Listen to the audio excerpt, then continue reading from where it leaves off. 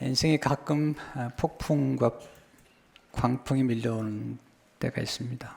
그때 하나님은 우리로 하여금 피난처에서 안식하기를 원하시는 것을 보게 됩니다. 잔잔한 바람은 문제가 되지 않지만 거세게 세차게 밀려오는 바람은 피해야만 되죠. 큰 나무도 가지가 흔들리는 것을 보게 됩니다. 우리는 원치 않지만 생각지 않은 때에 폭풍과 그리고 광풍과 폭염을 만나게 되죠. 다윗도 인생에 그런 경험을 많이 했죠. 오늘 시편은 다윗이 그 인생 가운데서 경험했던 폭풍과 광풍에 대해서 기록을 하고 있습니다. 그가 왕자였을 때에 그의 아들 압살롬이 그의 아들이 반역을 해서 그 아들이 아버지를 왕자에서 끌어내리고 그 아버지는 머리를 풀고 눈물을 흘리고 맨발로 왕자를 떠나는 바로 그때 그가 경험했던 하나님의 은혜를 기록하고 있습니다. 그의 삶의 정황을 오늘 본문 시편 62편 3절 4절에서 읽을 수가 있죠. 넘어지는 담과 흔들리는 울타리 같이 사람을 죽이려고 내가 일찍이 공격하기를 언제까지 하느냐. 그들이 그의 높은 자리에서 떨어뜨리기만 꾀하고 거짓을 즐겨하니 입으로는 축복이요 속으로는 저주로다 셀라. 그는 흔들리고 있습니다. 높은 데서 떨어져서 흔들리고 있는 바로 그때에 그가 생각했던 것은 피난처죠. 다윗의 생애 가운데 한 번만 그런 일이 있었던 것 같지 않아요. 우리도 마찬가지죠. 우리 인생에서 갑자기 밀려오는 그런 폭풍과 광풍은 우리를 두렵게 하고 우리를 흔들어 놓는 거죠. 예상치 않았던 질병, 그리고 실패에 대한 경험들, 관계 어려움들, 신뢰했던 사람으로부터 경험하는 배신과 배반 또는 거절 또는 소중한 것을 잃어버린 상실감들이 우리를 괴롭히죠. 다윗은 시편 55편 3절에 7절을 보게 되면 이는 원수의 소리와 악인의 압제 때문이라 그들이 죄악을 내게 더하며 노하여 나를 핍박하나이다. 내 마음이 내 속에서 심히 아파하며 사망의 위험이 내게 이르렀도다. 두려움과 떨림이 내게 이르고 공포가 나를 덮었도다. 그가 경험하는 현실이죠. 두려움과 떨림이 그에게 임했고 마음이 심히 아프고 공포가 나를 덮었도다. 그때 그가 찾았던 것은 피난처죠. 시편 55편 8절에 보니까 내가 나의 피난처로 속히 가서 폭풍과 광풍을 피하리라 하였도다. 오늘 본문에도 다윗이 두 번이나 피난처에 대해서 노래하고 있죠. 7절에 보면 나의 구원과 영광이 하나님께 있으며 내 힘의 반석과 피난처도 하나님께 있도다. 8절에 보시면 백성들아 스스로 그를 의지하고 그의 앞에 마음을 토하라. 하나님은 우리의 피난처시로다 셀라. 놀라운 사실은 피난처는 폭풍과 광풍을 피하는 곳인데 다윗은 하나님이 그의 피난처가 되신다고 고백하고 노래하고 있죠. 하나님은 우리 피난처가 되시죠. 여기서 우리가 깨닫고 배우는 첫 번째 교훈은 하나님을 피난처로 삼은 사람은 복이 있다는 거죠. 하나님을 피난처로 삼은 사람. 사람도 아니고 세상의 재물과 권력도 아닌 하나님을 피난처로 삼은 사람이 복이 있다는 거죠. 이 말씀을 준비하면서 한 주 내내 피난처를 묵상했습니다. 피난처는 어떤 곳인가? 첫째, 피난처는 하나님이 함께 하시는 안전한 곳이죠. 아주 안전한 곳, 피할 수 있는 곳. 시편 30편 2절에 보니까 내게 귀를 기울여 속히 건지시고 내게 견고한 바위와 구원한 산성이 되소서. 피난처를 얘기할 때마다 반석, 요새, 견고한 산성이라고 얘기하는데 주로 그 당시에 피난처는 높은 곳에 있었어요. 심지어는 낭떠러지 같은 데 있었기 때문에 적군이 찾아올 수가 없는 거죠. 요새라는 것은 적을 피해서 어떤 적이 공격해도 안전한 곳이 요새인데 다윗은 하나님이 나 요새가 되신다. 하나님만이 나를 가장 안전하게 지킬 수 있는 분이다는 거죠. 여러분, 사람이 안전할까요? 사람에게 뭘 맡겨보셨나요? 혹시 여러분이 돈 좀 맡겨볼래요? 세상은 별로 안전하지 않습니다. 며칠 전에 저희 집사님이 한 분 찾아오셔서 목사님, 돈 얘기를 하면 제 가족이기도 하지 않습니다. 가족도 안전하지 않아요. 하나님만이 안전하시죠.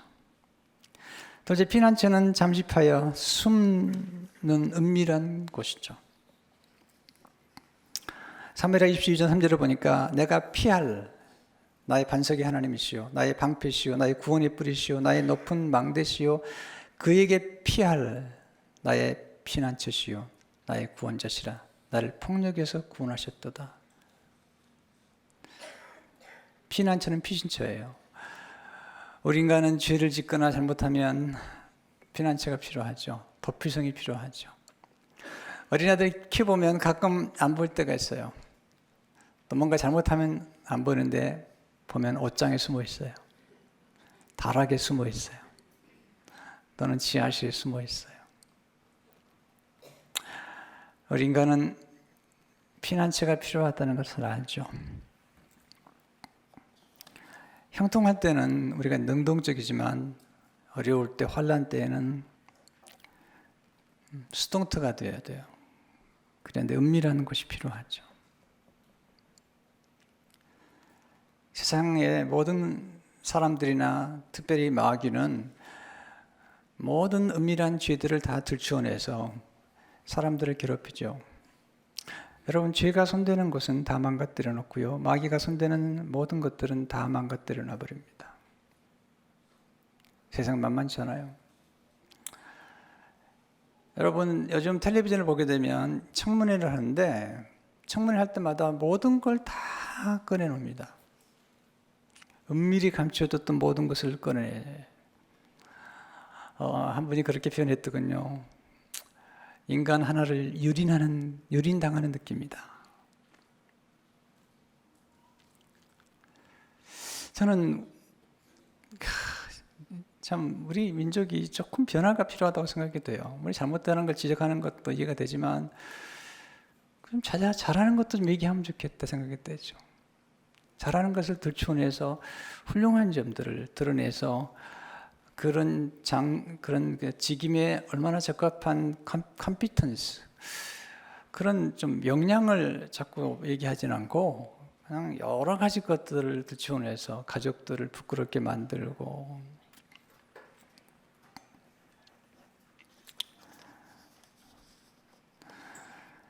인간은 완벽하지 않습니다. 하나님은 은밀한 것에 우리를 감춰주시고 우리의 은밀한 죄까지도 덮어주는 분이세요. 그게 십자가고요. 그게 그리스도의 보혈이죠.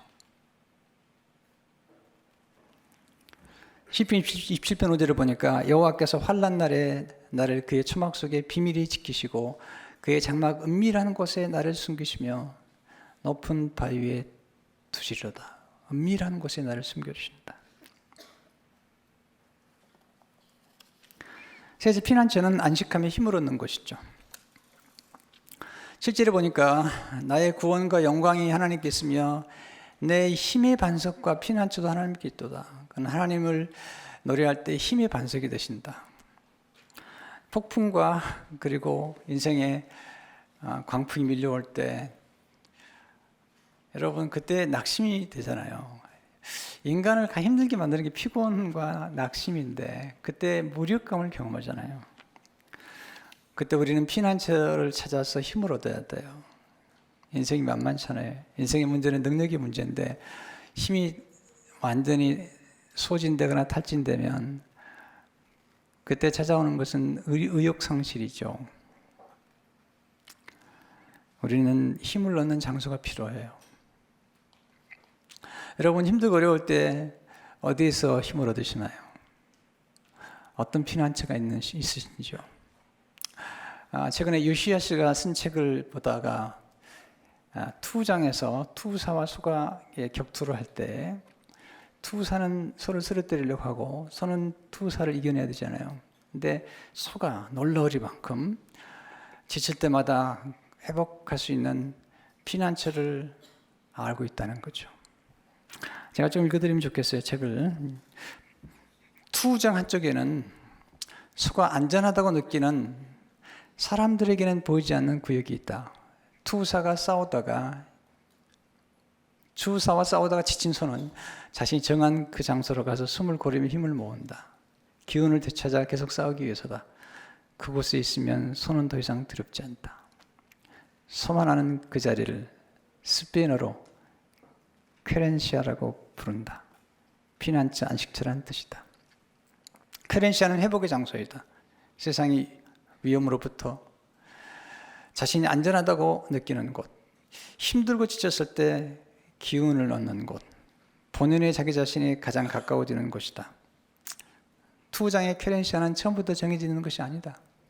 투가 진행되는 동안 소는 어디가 자신에게 가장 안전한 장소이며 숨을 곳인가를 있는 자리를 살핀다. 그리고 그 장소를 자신의 퀘렌시아로 삼는다. 투사는 소와의 싸움에서 이기려면 그 장소를 알아내어 소가 그것으로 가지 못하게 막아야 한다. 투를 이해하기 위해 수백 번 넘게 투장을 드나든 회명회의는 퀘렌시아에 있을 때 소는 말할 수 없이 강해져서 쓰러뜨리는 것이 불가능하다라고 썼다. 투사는 소가 퀘렌시아로 가는 것을 막아야 됩니다. 근데 소는 힘을 얻기 위해서는 반드시 퀘렌시아로 가야 되죠. 마귀는 우리가 힘을 얻는 피난처 하나님께로 가는 것을 어떻게 하든지 막습니다. 하나님은 우리 곁에 계시고 하나님은 우리에게 힘을 주시는데 우리는 하나님께 가려고 하지 않아요. 우리가 어려움을 당할 때마다 하나님을 의지하려고 하지 않고 세상의 권력이나 사람들이나 또는 물질을 의지하려고 그러는데 다윗은 얘기하는 거죠. 그러지 말라고. 인생이나 사람이나 물질이나 의지할 게 아니라고. 그건 우리에게 진정한 피난처와 안식이 되지 않는다고 말씀하고 있죠. 오늘 본문 9절 10절을 보세요. 슬프도다. 사람은 입김이며 인생도 속임수이니 저울에 달면 그들은 입김보다 가벼우리로다. 포악을 의지하지 말며 탈취하는 것을 허망하지 말지어다. 재물이 늘어도 거기에 마음을 두지 말지어다. 포악이라는 것은 권력에서 나오는 또 힘을 의미하잖아요. 여러분, 우리는 권력이 얼마나 위험한지, 얼마나 불나방처럼 타서 죽을 걸 알고도 불 속으로 들어가는지 우리는 알고 있잖아요. 신문의 날만을 보고 있죠. 네, 그 권력이 가져다는 결과를 우리는 눈으로 보고, 네, 그 권력을 얻으려다가 감옥에 가고 또는 수많은 어려움을 겪는 걸 보고도 새로운 정부가 들어서자 수많은 사람들이 권력을 향해 몰려가잖아요.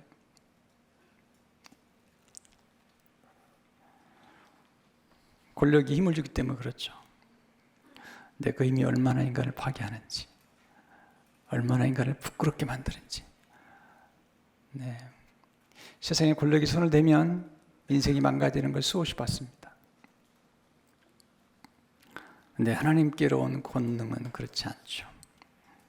11절에 보시면 하나님이 한두 번 하신 말씀을 내가 들었나니 권능은 하나님께 속하였다 하셨도다. 하나님 주신 힘과 하나님 주신 권능은 안전하죠. 우리는 하나님께 나가서 새 힘을 얻어야 됩니다. 이사야 40장 31절을 보니까 오직 여호와를 앙망하는 자는 새 힘을 얻으리니 독수리가 날개치며 올라간 같을 것이요 다른 박질하여도 곤비하지 아니하겠고 걸어가도 피곤하지 아니하리로다. 폭풍이 밀려오면 폭풍을 바라보면 안 돼요. 그러면 흔들려요. 여러분을 괴롭히는 사람들을 바라보면 흔들립니다. 그러나 하나님을 바라보면 거기서 안식할 수가 있고, 그리고 가장 우리에게 안식을 주는 분 하나님밖에 없어요. 네 번째 피난처는 소망을 품고 기다리는 것이죠. 다윗이 압살롬의 반역으로 흔들려서 지금 왕자를 내려가는 중에도 그는 혹시 하나님이 왕자를 회복시켜주지 않을까라는 소망을 가지고 기도하고 있는 것이죠. 근데 하나님 바라보는 중에 소망을 얻습니다. 5절을 보니까 나의 영혼아 잠잠히 하나님만 바라라. 무릇 나의 소망이 그로부터 나오는도다. 우리에게 소망이 필요하잖아요. 우리가 좀 가난해도 살 수 있어요. 또 실패해도 살 수 있어요. 그러나 소망을 잃어버리면 살아가는 게 힘들어요. 제가 우리 성도들 바라보고 또 이웃의 어려운 사람들 바라봤을 때 글쎄 웬만하면 다 살아가더라고요. 네, 좀 가난해도 살고 돈이 없어서 살고 살아가는데 그런데 소망이 무너져 버리면 그때는 주저앉더라고요. 소망은 우리를 붙잡아주는 힘이에요. 우리 인간은 소망하는 존재이기 때문에 소망이 있는 한 어떤 어려움도 극복할 수가 있어요.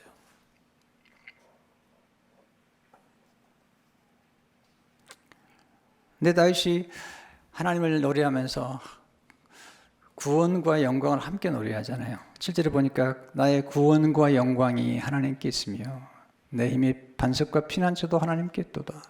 구원은 지금 그가 어려움 중에 있는 그를 건져낸 게 구원이라면 영광은 회복시켜주는 거예요. 회복이라는 거죠. 그가 당한 시련과 역경으로부터 다시 그의 왕자가 회복이 되며 그의 명예가 회복될 거라는 그 영광을 노래하고 있는 것을 보게 되죠. 우리에겐 소망이 필요하죠.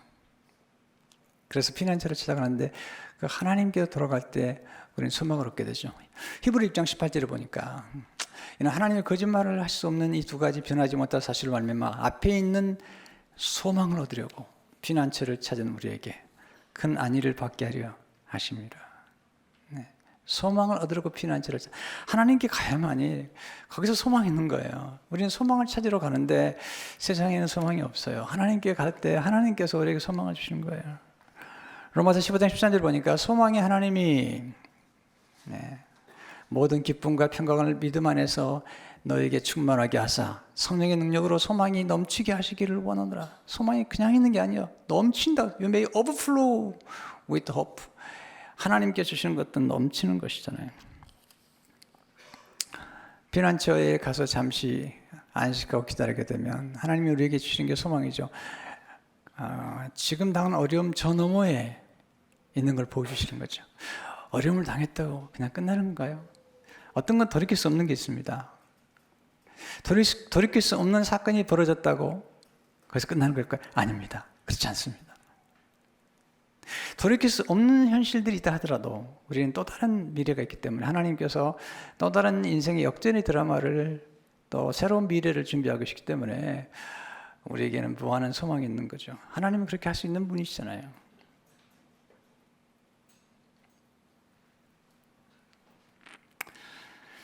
두 번째 배우는 교훈이 있죠. 예수 그리스도가 우리의 피난처가 되신다는 거죠. 다윗이 시편을 쓴 건 그리스도를 증거하는 거예요. 또 예수님께서도 누가복음 24장에 보게 되면 시편이 예수님을 증거한다고 말씀하고 있잖아요. 그러니까 시편 안에서 다윗이 노래하고 다윗이 기도하는 것은 그리스도를 향해서, 그리스도를 위해서, 그리스도 안에서 노래했던 거죠.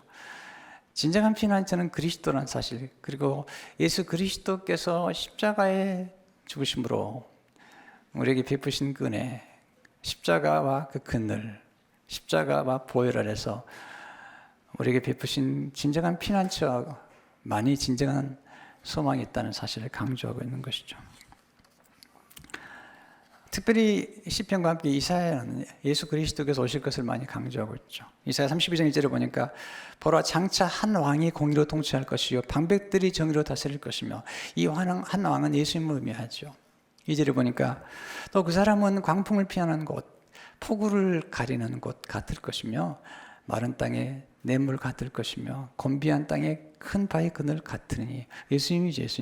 예수님 아니 이런 분이 없어요. 광풍을 피할 수 있고 폭우를 가릴 수 있고 마른 땅에 냇물 같은 분, 곤비한 땅에 큰 바위 그늘 같은 분은 예수님밖에 없어요. 첫째, 예수님은 폭양을 피하는 그늘이 되신다고 말씀하고 있지. 그늘. 여러분, 곤비한 사람은 특별히 사막 같은 인생과 광야의 인생을 걸어가는 사람들에게 필요한 건 물이잖아요. 뿐만 아니라 그늘이잖아요. 그늘. 이사 32장 2절을 보니까 곤비한 땅에 큰 바위 그늘 같으리니 우리는 폭풍과 그 다음에 광풍과 함께 폭염, 뜨거운 햇볕 같은 고통이 찾아올 때가 있죠. 피난처가 되시는 분은 그리스도시죠. 이사야 25장 4절을 보니까 주는 포악자의 기세가 성벽을 치는 폭풍과 같을 때에 빈궁한 자의 요새시며 환난당한 가난한 자의 요새시며 폭풍 중에 피난처시며 폭양을 피하는 그늘이 되셨사오니. 너무너무 놀라운 얘기죠. 우리에게 그늘이 필요해요. 우리 인생에 가끔 그늘이 지지만 그러나 그들이 꼭 나쁘지는 않아요. 왜냐하면 예수 그리스도 안에서 우리는 안식할 수 있기 때문이죠. 시편 91편 1절 2절을 보니까 지존자의 은밀한 곳에 거주하며 전능자의 그늘 아래 사는 자여 나는 여호와를 향하여 말하기를 그런 나의 피난처여 나 요새여 내가 의리하는 하나님이라 하리니. 하나님은 우리를 날개 그늘 아래에서 쉬게 하시죠.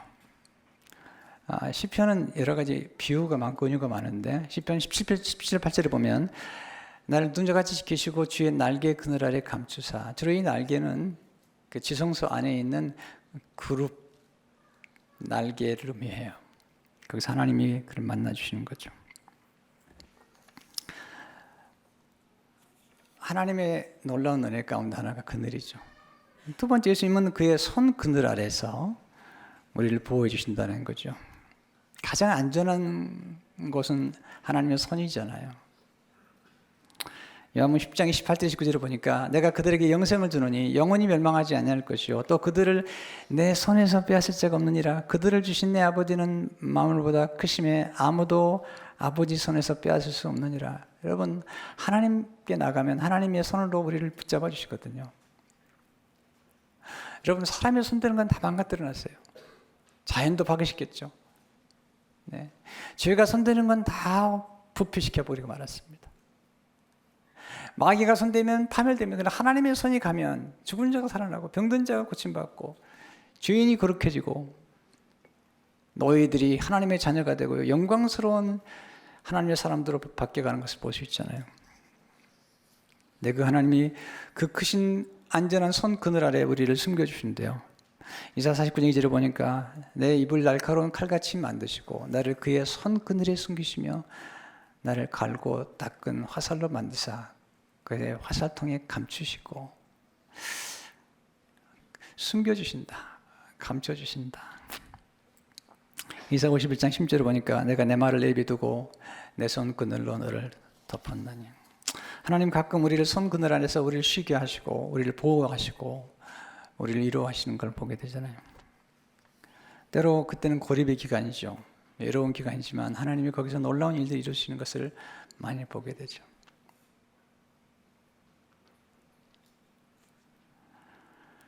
제가 그늘하면 생각나는 시가 있어요. 정호승 시인이 쓴 시인데 내가 사랑하는 사람이라는 시죠. 내가 사랑하는 사람, 나는 그늘이 없는 사람을 사랑하지 않는다. 나는 그늘을 사랑하지 않는 사람을 사랑하지 않는다. 나는 한 그루 나무의 그늘이 된 사람을 사랑한다. 햇빛도 그늘이 있어야 맑고 눈이 부시다. 나무 그늘에 앉아 나뭇잎 사이에 반짝이는 햇살을 바라보면 세상은 그 얼마나 아름다운가. 나는 눈물이 없는 사람을 사랑하지 않는다. 나는 눈물을 사랑하지 않는 사람을 사랑하지 않는다. 나는 한 방울 눈물이 된 사람을 사랑한다. 기쁨도 눈물이 없으면 기쁨이 아니다. 사랑도 눈물이 없으면 사랑이 어디 있는가.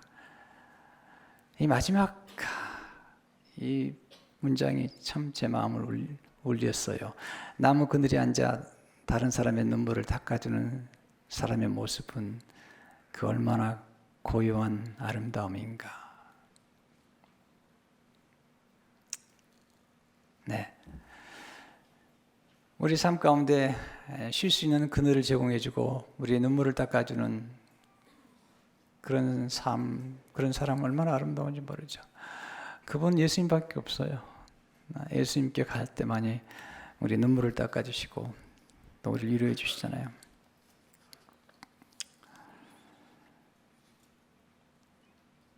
가끔 외롭고 힘들 때 이런 피난처가 되시는 분들을 좀 만나고 싶은데 많지가 않아요.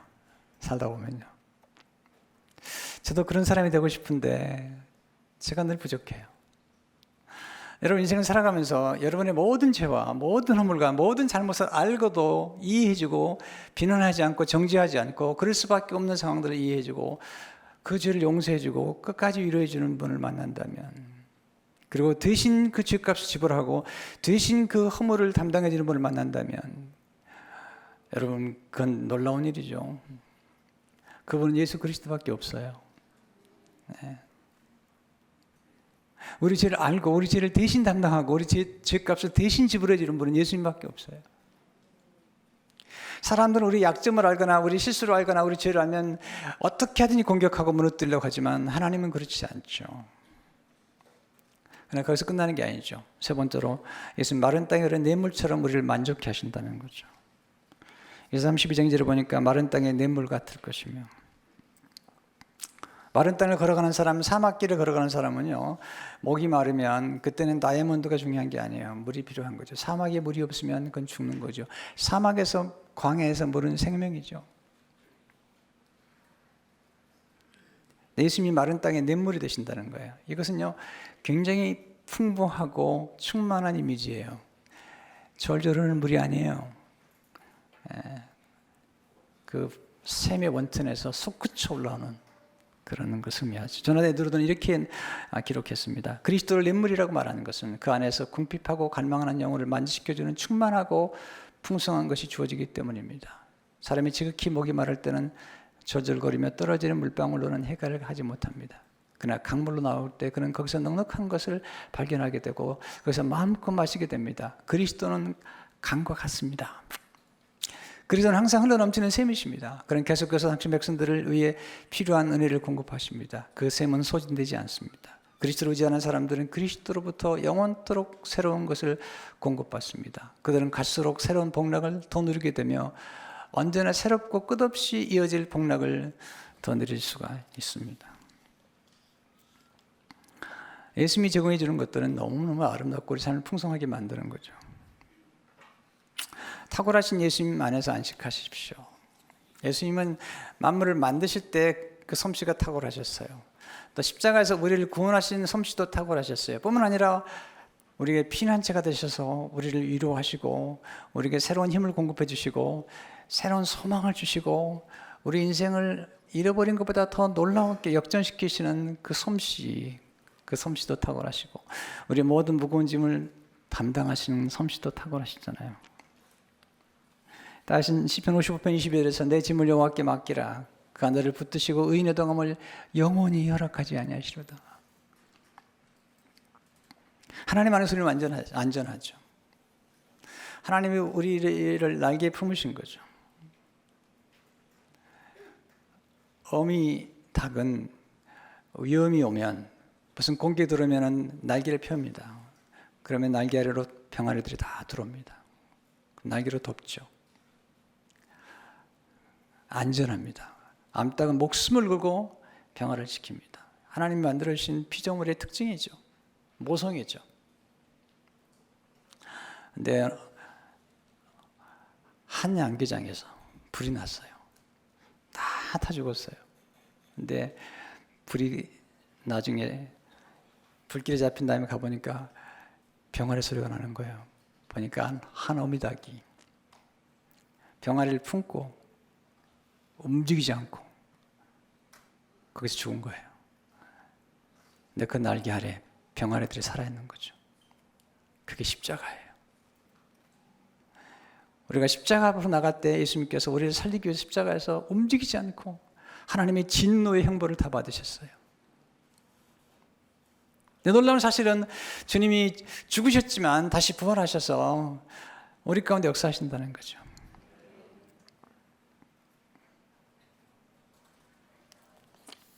손은 지치면 쾌렌시아를 아는데 왜 사람들은 그 쾌렌시아, 그 피난처를 알고도 찾아가지 않는 걸까요? 여러분, 시간만 있으면 피난처 되신 하나님께 쾌렌시하러 나가야 됩니다.